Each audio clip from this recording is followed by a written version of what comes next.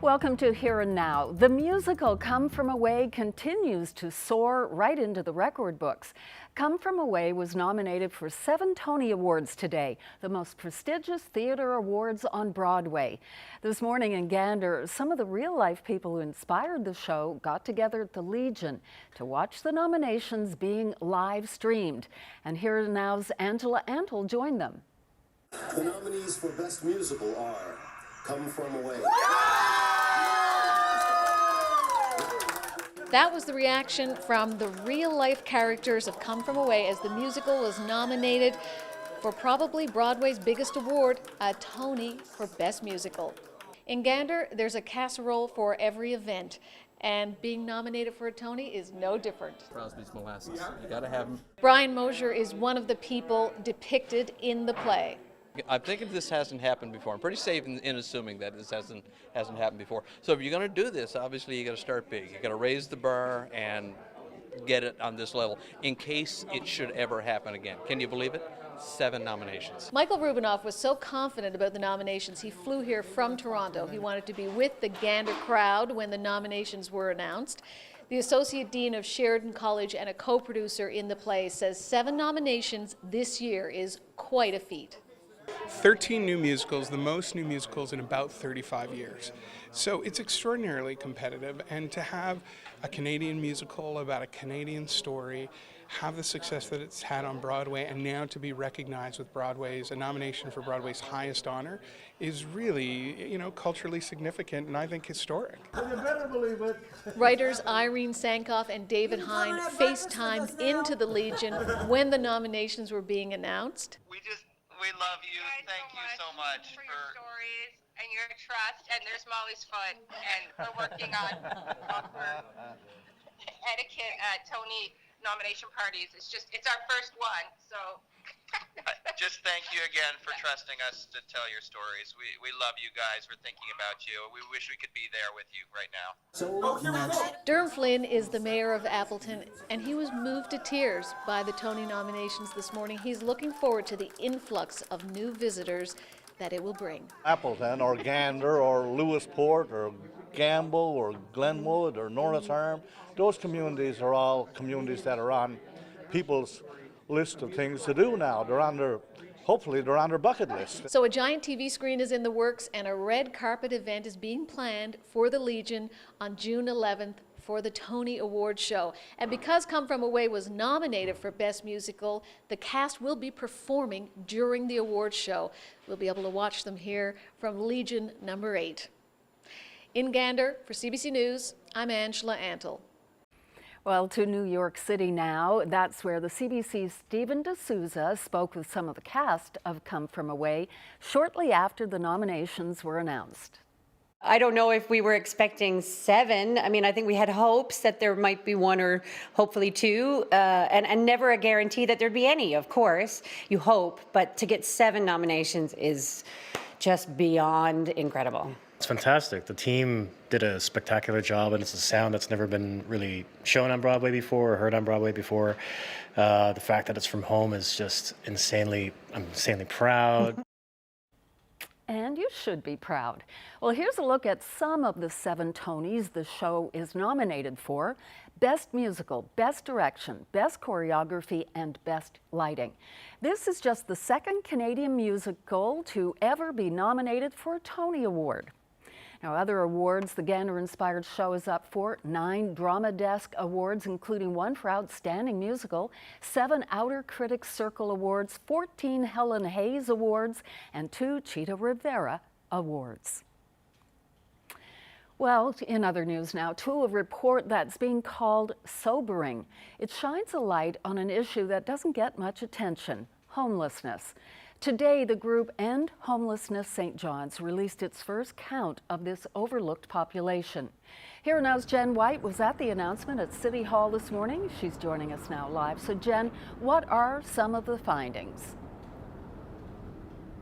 Well, Debbie, for many of the groups who work with the homeless population here in St. John's, they're glad to finally have some concrete numbers to work with. But they say overall they weren't shocked with what they found.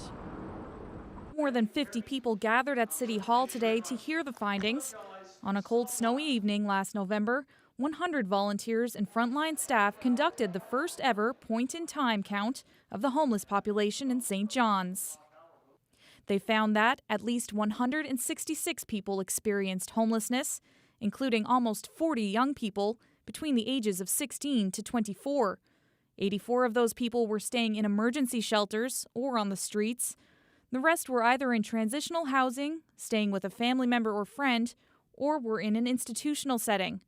But Bruce Pierce says that's just the tip of the iceberg. Because over the course of the year, End Homelessness St. John's knows that approximately 800 different individuals experience homelessness. So who is homeless? About half of the people in the count also took part in a survey. They ranged in age from 16 to 76 and came from all walks of life. Education from elementary to graduate school, backgrounds with low to wealthy household incomes, long-term residents, and people from other parts of Canada. But some groups were overrepresented. The high representation of the Indigenous population within our local homeless population, as well as those who identify with LGBTQ2S. We had seen on a national level that those groups had been overrepresented, but to see it here in St. John's was a little bit surprising. Another staggering statistic, almost half of those surveyed had received child protection services. 50% of respondents who had been in foster care or a group home became homeless less than a year after leaving, so that definitely shows that there are some issues that need to be addressed. But there is a light at the end of the tunnel. We're able now to identify some very concrete, realistic things that we can do to work towards our plan of ending homelessness in our city of St. John's.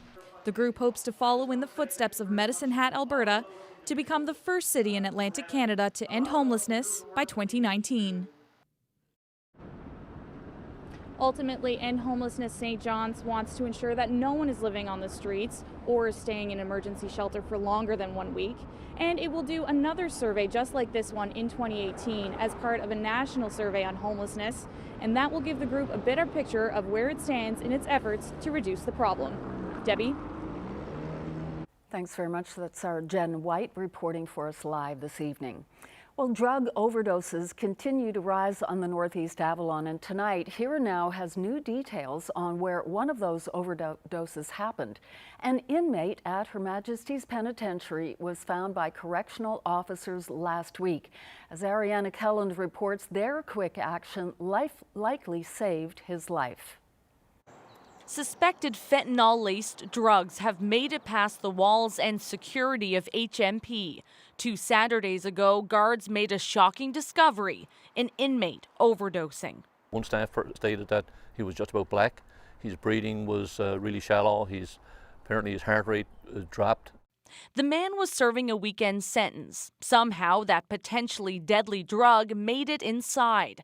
But how? We're still not 100% sure on that. It seems like it was taken after he came in, but we are doing an instant review and hopefully we'll determine where that came from. It was one of 17 reported overdoses over the last several weeks. 2 were fatal. The inmate was one of the lucky ones. This is one of 2 boxes filled with drugs taken off inmates so far this year. Pills, makeshift pipes, and more. They'll do just about anything to get the drugs in. Anything. A toothpaste tube, I think it was 2 needles inside of it, a spoon, a lighter, and the drugs for cooking up the drugs. All in one tube? All in one spoon that came in a body cavity. It'll be thrown over the wall from the outside. When inmates go out then to recreation, they can look for the drugs and pick them up. Usually they know that they're there. As time goes on, officials say the drugs get harder and more dangerous. In this case, multiple doses of naloxone were used to reverse the overdose. Without a doubt, only for the excellent job that staff did and the medical nurse, this individual would probably not be alive today. But training for using naloxone hasn't happened yet. Brophy says they're working on it. Training can't come soon enough, and correctional officers will start the process on Monday. Ariana Kelland, CBC News, St. John's. A man in St. John's didn't get the greeting he expected when he was introduced to a neighbor's dog recently. Cyril Burns says he was bitten. Here and Now's Glenn Payette reports. Last week, Cyril Byrne had just moved into a second-floor apartment in a house on Gower Street. He says he had only been there 10 minutes when a neighbor came up from the first floor. And the guy came knock on my door. He said, "Come, I introduce you to the dog," he said. "Is it a friendly dog?" So I went down and said, "Sure, I'll meet the dog because I got to come in and out of the building." And I went to pet the dog, and the dog snapped right on my hand, man, just like that.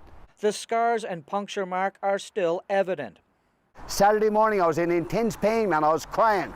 Byrne says he called the police after being bitten.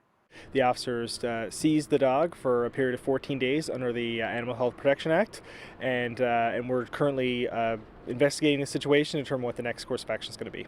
Byrne doesn't know what kind of dog it was, but fairly large. He's up to your mid-thigh, man. He's up about there. He's up to your mid-thigh there. The police say it's a King Shepherd Rottweiler mix, and if the owner is charged, court could be the next step.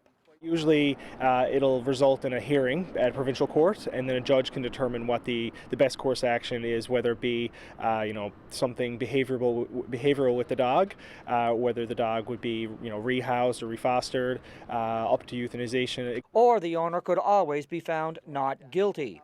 Byrne says he's not the first person the dog chomped on. Yeah, the guy came from next door. He indicated that he got bitten by the dog. The police are trying to corroborate that. Intense pain, man. Byrne says he wanted to tell his story as a warning to others, especially children, about approaching dogs you're not familiar with. Glenn Payette, CBC News, St. John's. A former clerk of the Executive Council is speaking out in the aftermath of Byrne Coffey's resignation from that position. David Vardy was clerk from 1978 to 1985. He says the position has been tarnished by political appointments. It was revealed last week that Coffey continued to work as a private practice lawyer and that he filed lawsuits against 2 government agencies. Coffey resigned Sunday night. Yesterday, Premier Dwight Ball said Coffey was actively removing himself from about 7 cases, but wasn't able to meet a June 30th deadline imposed by the Premier.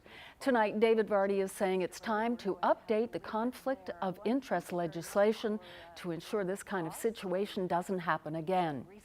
It seems to me that this is clearly a situation where you can't have a person who's employed by government who is representing somebody else against government at the same time. So it's so clearly and transparently unacceptable that it really shouldn't happen, and should have been disclosed earlier.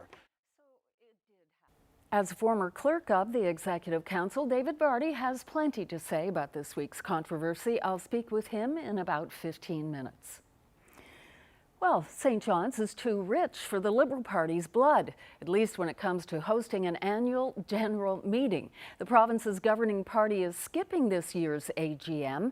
Its president says it's simply too expensive to hold the event in the capital city.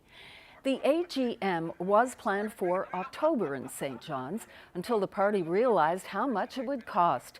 President John Allen says between hotels and everything else, a St. John's convention would cost far more than one in Gander. That's where the AGM is usually held. He says they'll postpone for this year and hold the meeting in Gander again next June. It's hard enough to raise money in this environment right now and to turn around and potentially lose $30,000, $40,000, $50,000 and not have an AGM well attended because the costs to attend are almost double what it would be in Central. It just didn't make sense. Jerry Byrne has Memorial University back in his sights tonight. The Minister of Advanced Education is calling on MUN to cut spending before it raises student fees or tuition. Speaking outside the House of Assembly today, Jerry Byrne questioned the university's spending on recruitment meals that have cost as much as $700. There is an entitlement problem here. When you say that you're going to offer $700 suppers, that is a natural, normal course of business, but don't ask us to look at one dime of further discretionary spending cuts because we have nothing to offer There is not a dime more that we can cut. The only money that we can cut is on academic programming. But we're still going to have $700 suppers. The university has some explaining to do. It's been a sometimes rocky relationship, outside researchers and Indigenous peoples. But this week, almost 200 academics have descended on Happy Valley Goose Bay for the first Labrador Research Forum. And as Jacob Barker reports, they're hoping to work on reconciliation. It's a meeting of the minds, over 170 researchers from Labrador, Newfoundland, and beyond, here to listen to projects others are working on and to speak about their own. But before that begins, a sobering note. You've heard examples already this morning about what research has done, dehumanized Indigenous peoples, took away identity, took away their sense of place. For far too long, research is something that has been done to us, not something that has been done with us. Researchers has been on the front lines of every major development that has proceeded in our territory without our consent.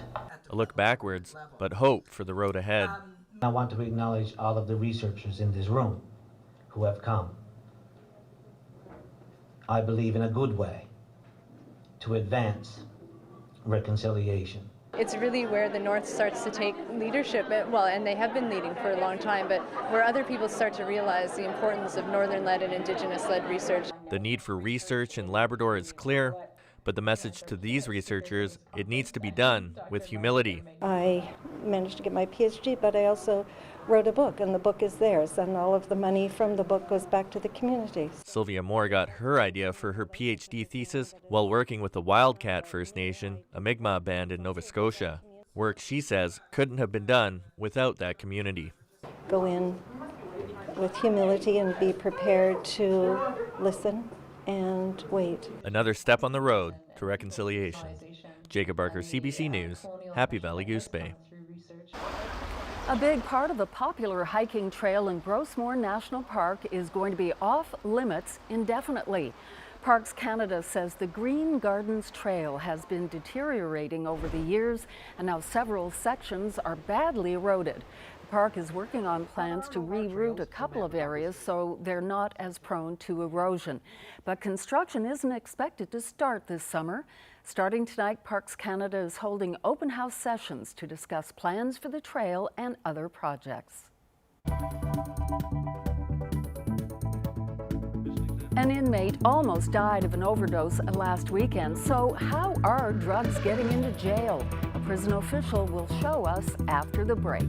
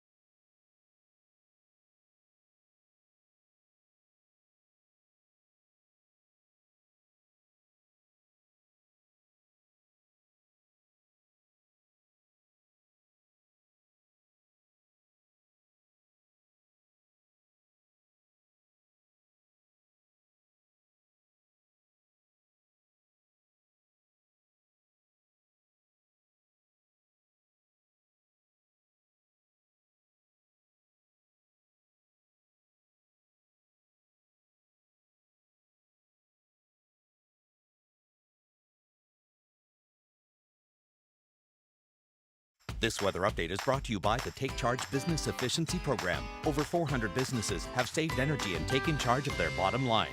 Find out how you can too.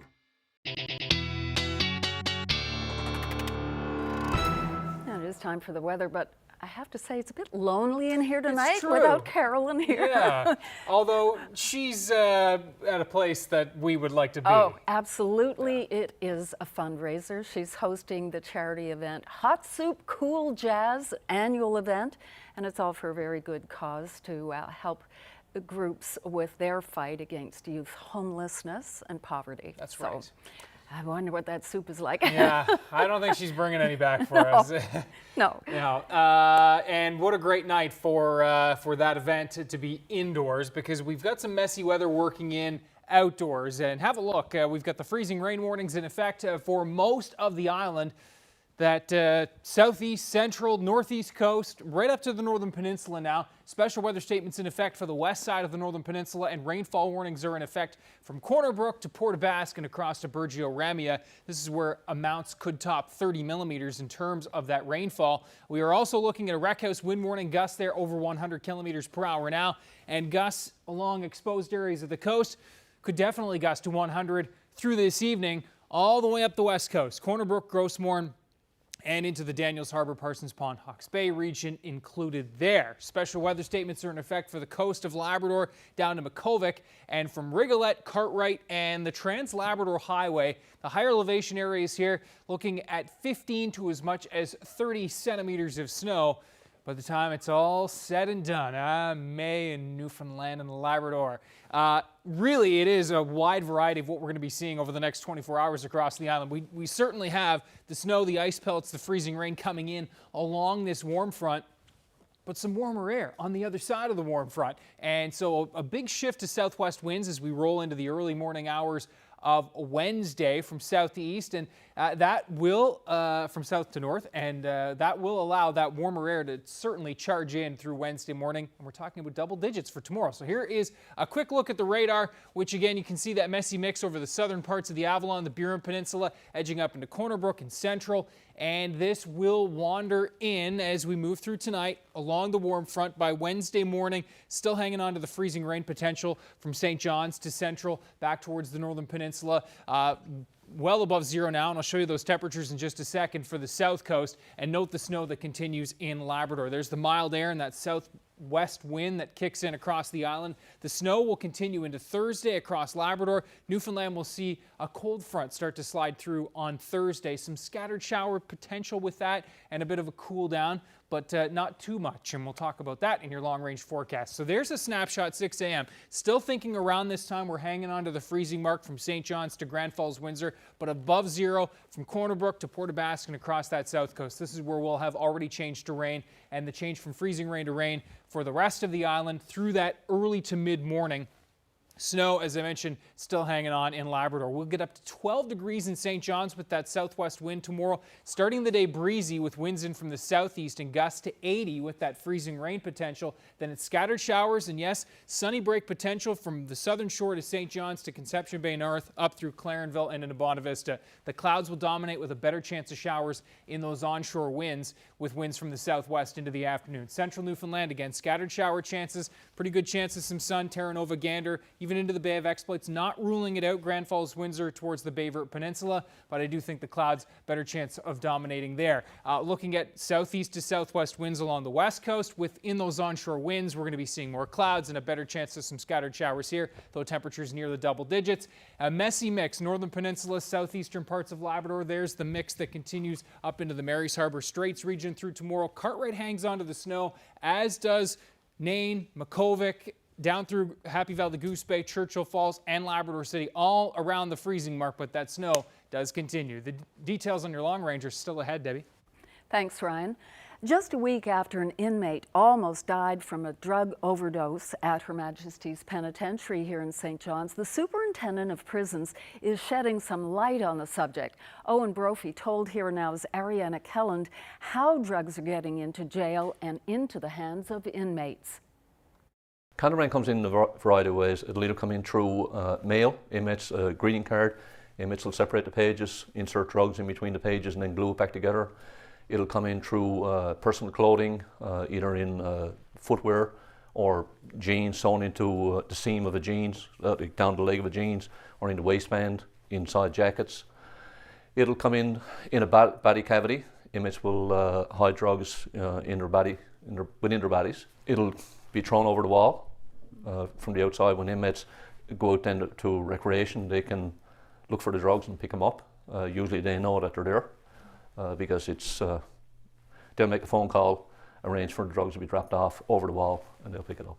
Does it ever surprise you how ingenious some of these inmates get when they're trying to get this stuff into the prison? The longer you're here, the more you come to realise just how organised this is. It's we always say they have 24 hours a day to figure this stuff out, and they do, and they're quite good at it. What are some of the stranger ways that you've seen people, some examples, people getting things in? And coming in from the outside? Inmates out to recreation, we know of instances where someone would be across the lake with a cell phone. Inmates will be down in the field playing soccer. Something would happen to distract a staff person. They would then throw the soccer ball above the height of the wall. The person over across the lake would call over on the cell phone to a person outside the wall to tell them, okay, it's safe to throw in the package. They would throw in the package in line with a certain column in the wall, and the inmate inside would be either directly in front of that column, or he would know which column to look. So what can guards do to stop this from coming in? What are some of the things that you guys have been doing? Not really going to get into that because it might impact security, but I can tell you staff work hard every single day to eliminate any possibility of drugs coming in. It's again, inmates are very ingenious at it, and they're working at it all the time, but and we do see a fair amount of drugs coming inside the institution. One of the biggest concerns we got from a life safety perspective of everybody, inmates and staff, is contraband drugs inside any of our institutions. Now, you do have a box here of some things that were confiscated. So can you tell me what's in this? This is one of two boxes that has been confiscated from inmates since January the 1st, 2017. So again, we have another box just like this, and this is all different seizures of contraband drugs, street drugs, medications. What kind of drugs? Are you seeing a change? I mean, you've been here for years. Can you speak to what the change is in the types of drugs that are getting in and what inmates want? Years ago, inmates would typically want either marijuana or hash. Now it seems like it's all pills. It's all medications. And that's basically, we're seeing a lot of that come in. We'll still see some tobacco, because that's obviously a drug of choice inside also. But typically, whatever seizure we make, it's always around pills.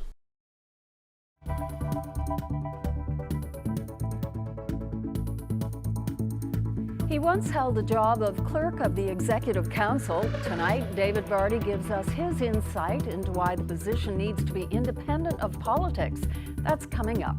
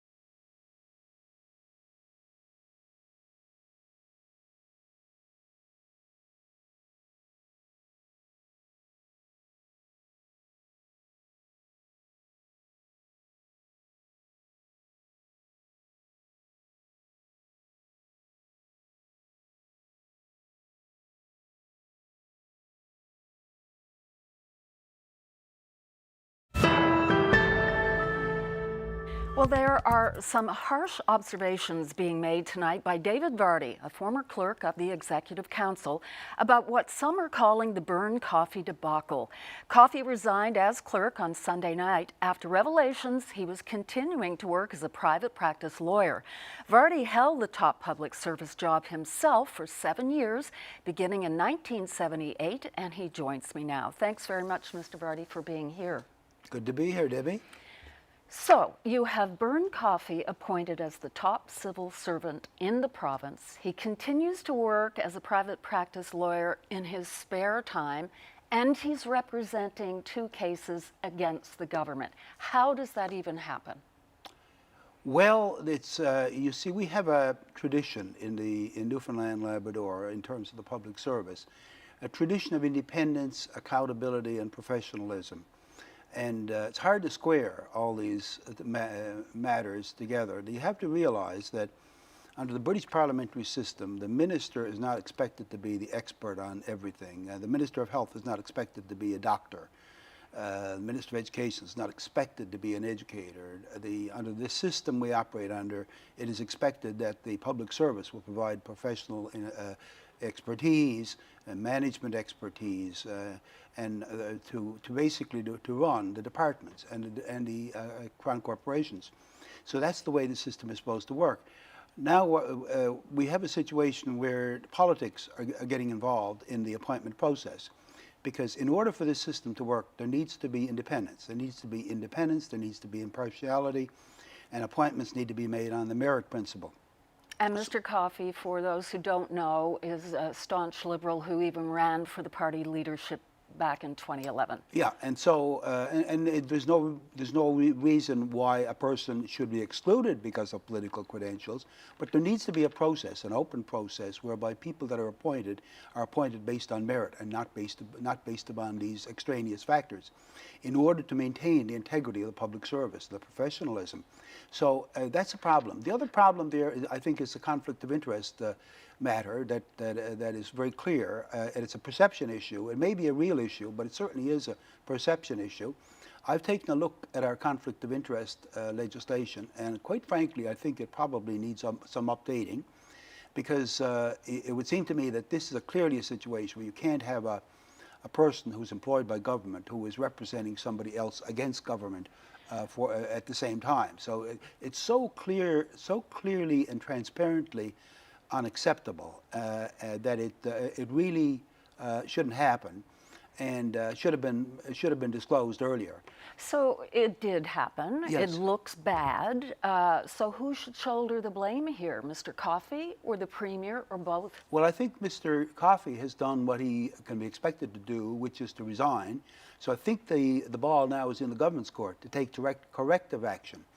And corrective action is not simply a matter of saying, well, this shouldn't have happened. I think it's really, how do you prevent it from happening in the future? But the Premier said yesterday that he would have done it again. He would have appointed Burn Coffey and I find again. that very surprising and very disappointing, because the public service is so important to us in this province. We have a very large, government is large, government plays a huge role in our economy, and we need to have the best possible public service. And we have a problem right now, because there's a concern about the integrity of our public service. There's a concern about the impartiality of the public service because of this impingement of politics into the whole system. So how deeply politicized do you think the public service is right now? I think it's been much more politicized than it had been, even under Smallwood, in the Smallwood period, because when Moores came into power, one of the first things he did was to instigate a strong public service commission with the merit principle. And I think there's been a lot of slippage away from that. There's been slippage away from the merit principle. So I think we now need to go back to a strong, independent public service commission, where all these appointments are done in an independent way, based upon merit. So I think that's a fundamental thing. There needs to be changes in the in the criteria that are applied. There need to be stronger conflict of interest rules, and probably a strong conflict of interest commissioner. But Fundamentally, what we need is a strong public service. But what is the danger that you see the way the public service is right now? Huge, enormous danger. The biggest danger is that public servants won't say what needs to be said. Public servants need to speak truth to power. That's the role of a senior public service, is to provide all the options. I keep hearing that, and it's not just under the current administration, but under recent administrations, that people have been told when they're writing documents for government not to consider all the options, but only to consider the options that are favored by the government in power. And I think that if a public servant accedes to that, if a public servant capitulates and refuses to provide all the real options, then he or she is doing a disservice to the public. And the role of the public service is to serve the public, fundamentally to serve the public, not to protect the politicians, but to protect the public. Thank you very much for your thoughts on these recent developments, and thanks once again for being here. Glad to be here, Debbie. Just 1 second for myself and I'm sitting in my car. Come From Away gets 7, count 'em, 7 nominations for Tony Awards, which recognize the best of Broadway. We have the details after the break.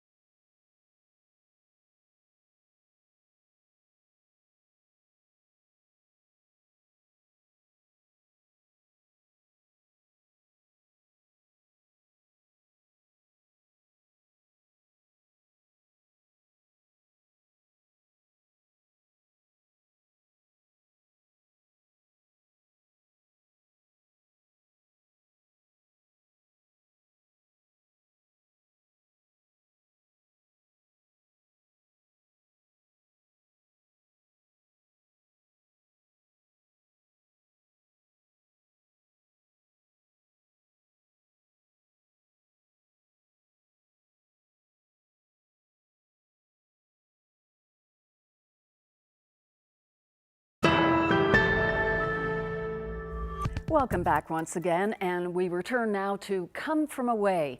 Today, the show added 7 Tony Award nominations to its list of accolades, and here is why. Just have a listen. That morning, I'm in my car. The kids cross Airport Boulevard to get to school, and that time of day, people are in a little bit of a rush to get to work and stuff. So normally I sit there and run my radar. And if they're speeding, I'll stop them and write out a warning ticket. I'll write STFD. Slow the freak down. Welcome to the land where the winters tried to kill us, and we said, we will not be killed. Welcome to the land where the waters tried to drown us, and we said, we will not be drowned. Welcome to the land where we lost our loved ones, and we said, we will still go on. Welcome to the land where the winds tried to blow, and we said no. That morning, I dropped my kids off at school and head to the SPCA, where where I'm greeted by my other kids, all barking and meowing for breakfast and a belly rub. Not that I'm complaining, I love them. But by the time feeding is done, I got to get back to pick up my human kids, so I take just 1 second for myself and I'm sitting in my car. I'm in the staff room. I'm in the library. And I turn on the radio. You are At the start of a moment, on the edge of the world, where the river meets the sea. Here, on the edge of the Atlantic, on an island in between there and here. I'm running my radar when Bonnie comes by. She pulls up and she is waving at me like mad. So I roll down my window and she said, Turn on the radio. slow it down, Bonnie. Jesus H. Turn on the radio. Where our story starts, It's my first day at the station. where we'll end the night, I'm getting coffee for the picket line. where we know by heart 5 minutes till my smoke break. every single flight. I'm off to work at the airport. Welcome to the pond, welcome to the trees, to the ocean and the sky and whatever's in between. To the ones who left, you're never truly gone. A candle's in the window and the candle's always on. When the sun is coming up and the world is coming short. If you're hoping for a harbor, then you'll find an open door. In the winter, from the water to whatever's in the lake, to the ones who have come from away. Welcome to the rock. Wow.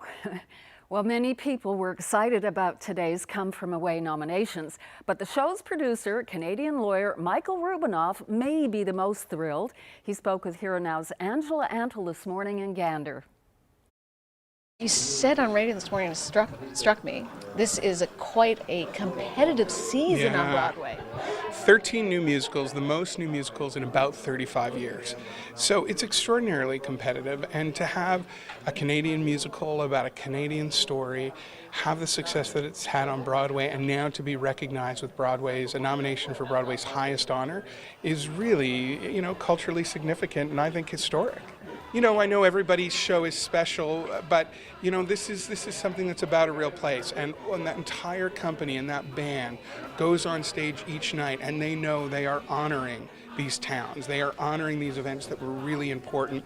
The Best Musical nomination really recognizes the work of the entire team. And as you know, it really takes a small town to put on a Broadway musical, that's for sure.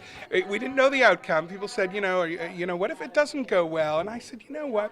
Either way, I know it's going to be great to be in Gander. So I'm happy it's even greater to be in Gander, to be at the Legion. And what people can't see off camera is a spread. It's a potluck here. The kindness just continues and continues.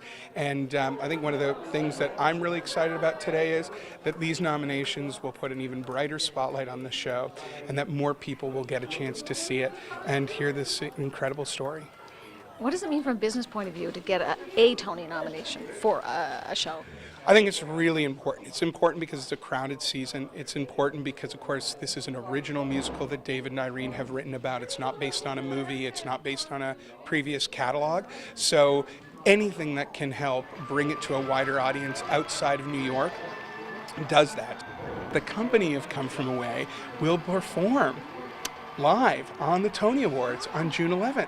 So they will get to perform a number from the show. That's going to go out to millions of people around the world. So that is also a really exciting opportunity that these nominations bring to the show.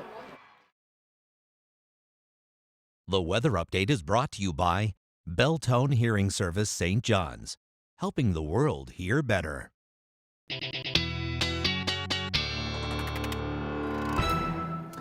All right, time for a look at the forecast, but before we get there, we have to talk about the fact that not just people have been enjoying the sun, but some marine life as well. Unbelievable. This, you can see clearly, is a walrus off St. Lunaire Cricket yesterday, and it was sent to us by Ruby Taylor Payton. She says they see lots of whales, seals, sometimes even polar bears, but never a walrus. Yeah, about 6:30 last evening, there it is. Taylor Payton says it was pretty cool. There was a big crowd taking in the rare sight, and I don't know, Debbie, to me, that's the new face of NL tourism right there. It's fabulous, yeah. fabulous. And again, I think pretty rare for this neck of the woods. is. Certainly the first picture I've seen. So thank you very much for sharing that, Ruby. And have a look at what we're dealing with again in the short term, and then we'll get to that long-range forecast, which is looking a little better than this, where we, again, I'll remind you, we have the freezing rain warnings in effect for tonight, the rainfall warnings as well for the southwest coast, special weather statements in effect for the east side of the northern peninsula, wind warnings are in effect for the west side of the island, the west coast, and Wreck House under a wind warning. We're looking at the special weather statements and the snowfall warnings pretty much everywhere here, from the Trans-Labrador Highway up the coast of Labrador, looking at that 15 to as much as 30 centimeters in terms of snowfall. The special weather statement in effect for that north coast, because it's going to take a little bit longer to get those totals up there. Everywhere else, I think Happy Valley Goose Bay will be in that 10 to 15 centimeter range, and Labrador City back towards the Marys Harbour region 5 to 10 centimeters, and additional amounts there for Lab City in the 5 to 10 centimeter range. There is the radar and that system moving in as we speak. And note, through tonight, the warm-up, and the warm front lifts northward. We're over to showers into the afternoon tomorrow with that mild air and that southwest wind. The snow does continue in Labrador. We are going to be seeing in those onshore winds temperatures in the 6, 8, 9-degree range, and will be a little bit warmer and a little bit brighter along the east and northeast coast, as I mentioned, with the chance of some sun but some scattered showers. There's the system which will continue to snow itself out in Labrador, a bit of a messy mix in the south and east. That system will then move off. This cold front will move across the island for Thursday. That'll bring some scattered shower potential. It'll also keep temperatures a little bit cooler in those onshore winds along the west coast, and I wouldn't rule out a wet flurry as well. Isolated shower chances central and eastern Newfoundland for Thursday. Mild and some sun breaks in the mix as well. I'm expecting to see that for both regions, and for Labrador, the flurries will continue. The snow will start to taper off, but yes, still some lingering flurries as per the forecast model here. By the time we get to Friday, ridge of high pressure edging into the region. That is going to have certainly some brighter skies. Temperatures on the rise. 8 to 12 degrees across the island. Sun and cloud into eastern Labrador. Some lingering flurries in the west with temperatures near the freezing mark. And I want to stress, it is sea breeze set up central for a Saturday, Sunday, and even into Monday across eastern Newfoundland. Hence the 6 in the east and the 17 in central. Sea breeze is going to be a big factor this weekend, so we'll nail that down in more detail. But expect variable temperatures depending on your location. And there's the setup in Labrador, turning unsettled again this weekend. Okay, our young athlete of the day is 6-year-old Bella Warren, who plays Timbits hockey with the Marystown Mariners. But Bella isn't just an athlete, she also enjoys singing and takes voice lessons. Good work, Bella. You're today's young athlete of the day. We get up close and personal with the CFL's biggest prize, the Grey Cup, next.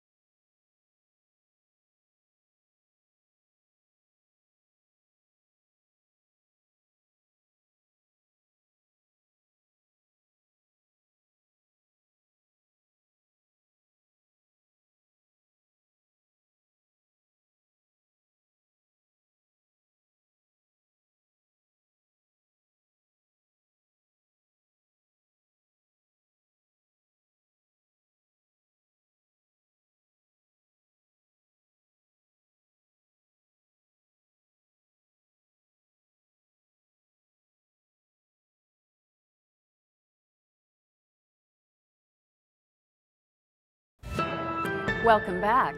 The CFL's biggest prize was on display in Corner Brook today. The Ottawa Red Blacks brought the Grey Cup to the city.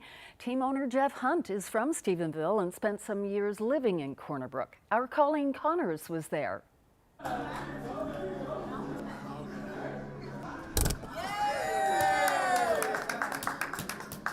We've just got some fun football activities for the kids to come out, try football, see if they enjoy it. Not everyone's going to like it, but the more interest that we can generate, the greater chance that football will be a success on the west coast of Newfoundland. We have an agility ladder right here. We have a 20-yard dash, which we're hoping that some of the kids will actually try to get a chance to race the CFLers. We have a target toss with the football and a chance to try a diving catch, which I haven't tried yet. I'm a little older, so I don't want to risk any injury. I'm a huge football fan. No matter what it is, college, CFL, NFL, whatever it is, I just like football. To have the Grey Cup, the high caliber players, the elite players, the owners, everyone involved, it's an awesome experience for the people of Corner Brook and for myself, of course.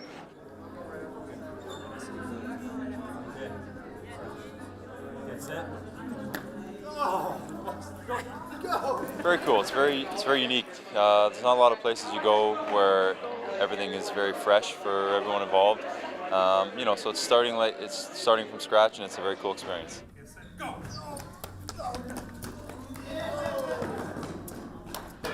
It's always nice to, for us, the Red Blacks in our nation, but also the CFL. It's nice to, kind of expand, especially in Canada, and reach an audience that doesn't really know much about football, and kind of give back and teach them the fundamentals, and just see them having a good time too. So the Red Blacks won the Grey Cup, and they came here to Corner Brook to raise money for the minor football that we're going to start up here. And so behind you, there was this cool thing where you were throwing the football. Can you tell me, is this your first time ever doing this, or do you really like football? It's definitely not my first time. Me and my dad are always throwing around a football. And so you really like it? Yeah. And do you get to watch football on TV too with your family? Yeah. I would watch it over my favorite TV show. I say red, you say blacks, red, red. I say red, you say blacks, red, red.